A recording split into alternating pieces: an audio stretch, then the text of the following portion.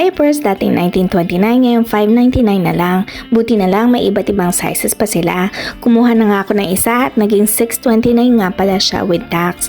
Pero kasi dito sa Canada, meron akong ginagamit na app kung saan pwede ko i-upload ang mga resibo ko. Every week may makikita kang iba't ibang item sa app nila. Pag minili mo yung item na nasa app nila, bibigyan ka nila ng pera pabalik. So this week nakita ko meron silang ibabalik na pera sa'yo pag bumili ka nitong diaper na to.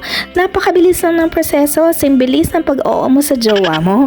Sundan mo lang yung instructions kagaya ng pag-snooze sa tinitibok ng puso mo. Ay, click-click lang tapos continue na. Medyo matagal ko nang ginagamit ang app na to at subok ko na siyang talaga. Kagaya ng Spartan na chinelas mo, subok na matibay at maasang talaga. Meron pa ba nun?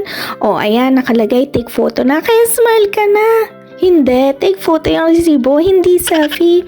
O ayan, yung dating 1929 na diapers, 229 na lang.